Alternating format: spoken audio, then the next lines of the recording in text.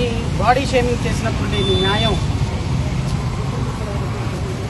2 చెక్కల దేవుడు 3 మేకుల దేవుడు అని యావత్ ప్రపంచంలో 500 కోట్ల మందిని 500 కోట్ల మంది పూజించే జీసస్ క్రైస్ట్ని మాట్లాడినప్పుడు లేని ధర్మం, రాజ్యాంగం ఈరోజు ఉప ముఖ్యమంత్రి పవన్ కళ్యాణ్ అనేటువంటి ఒక వ్యక్తి సింపుల్గా ఒక మాట అన్నాడు అని మాట్లాడిన రిఫరెన్స్ కోసం ఈరోజు ప్రశ్నారావాన్ని తీసుకొచ్చి అరెస్ట్ చేశారు. మీది టైం కొట్టారు, తీసుకున్నాం, మాకో టైం వస్తుంది, కొడతాం. ఇది మీరు రాసి పెట్టుకోండి. రాబోయే కాలంలో ఇదే గతి మీ పాలకులకు పట్టబోతుంది. రాబోయే కాలంలో ఇదే విధానాలు మేము కూడా అవలంబిస్తే మీరు ఎక్కడికి వెళ్తారో చూసుకోండి. ఏదైనప్పటికీ చట్టం మీద, న్యాయం మీద మాకు గౌరవం ఉంది. ఖచ్చితంగా చట్టం, న్యాయం అనేది గెలుస్తుంది. డాక్టర్ బిఆర్ అంబేద్కర్ గారు రాసిన రాజ్యాంగంలో చట్టాలు ఎప్పటికీ కూడా ఒక వ్యక్తి ప్రాథమిక హక్కుని ఖచ్చితంగా వెలువరుస్తారు.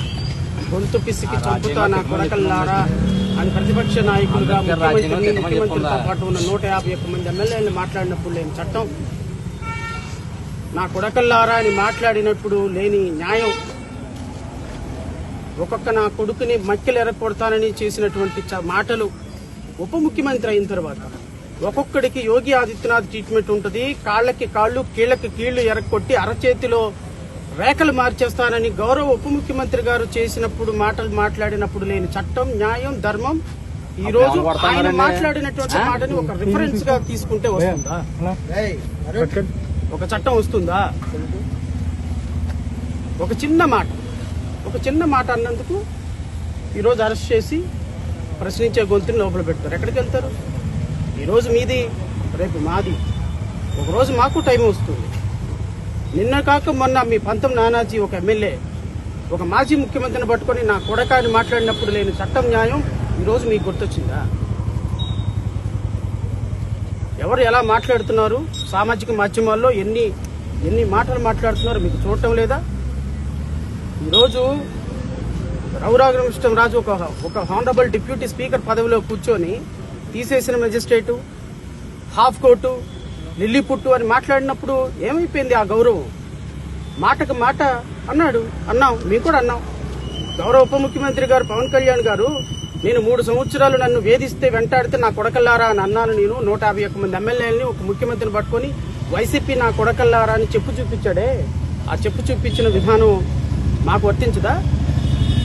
నేను డబ్బులు తీసుకున్నాను వైసీపీ దగ్గర అని అధికారికంగా ఒక లెటర్ హ్యాడ్ రిలీజ్ చేశారే వైసీపీ జనసేన కార్యకర్తలు. జనసేన వైసీపీ అధికారికంగా లెటర్ హెడ్ మీద ఒక ప్రకటన ఇచ్చిందే. ఆ పార్టీ అధికార ప్రతినిధి, రాష్ట్ర ప్రధాన కార్యదర్శి ప్రెస్ మీట్ పెట్టారే. మీ దగ్గర ఏం ఆధారం ఉందని మీరు మాట్లాడారు? ఆ రోజు నేను చెప్పు చూపించి చెప్పు పగల దాకా కొడతాను నా కొడకలారని నేను మాట్లాడకూడదా? మీకొక న్యాయం, నాకొక న్యాయమా? మీ సోషల్ మీడియాకు ఒక న్యాయం, రావణకు ఒక న్యాయమా? రఘురామకృష్ణరాజుకు ఒక న్యాయం, నాకొక న్యాయమా? రఘురామకృష్ణరాజు రాజ్యాంగబద్ధ పదవిలో కూర్చొని ఇష్టం వచ్చినట్టు లిల్లీ పుట్టు, ఒక రాజ్యాంగబద్ధ పదవిలో కూర్చున్న వ్యక్తి ఒక వ్యక్తిని పట్టుకుని లిల్లీ పుట్టు అనొచ్చా? అది బాడీ షేమింగ్ కాదా? నువ్వు నన్ను లిల్లీ పుట్టాను, నేను కోస్తే 3 రోజులకు సరిపోతావు, దున్నపోతాను, లేకపోతే పంది అన్నాను, తప్పేముంది? నువ్వు నన్ను లిల్లీ పుట్టు అంటే నేను అననా? నీకు వయసు ఎంత, నా వయసు ఎంత? ఒక గౌరవప్రదమైన హోదాలో కూర్చున్న నీవు మాట అదుపు తప్పితే మా మాట కూడా అదుపు తప్పుతుంది. నువ్వు జీసస్ క్రైస్ట్ని 3 మేకల దేవుడు, 2 చెక్కల దేవుడు అని పదే అవమానిస్తుంటే అలా మాట్లాడితే ఇంకోసారి నాలుక కోస్తానన్నాను. దళిత క్రైస్తవుల మీద మాట్లాడితే నాలుక కోస్తానన్నాను. What is wrong? ఖచ్చితంగా న్యాయం గెలుస్తుంది. రావణ్ బయటకు వస్తాడనే నమ్మకం అయితే మాకు.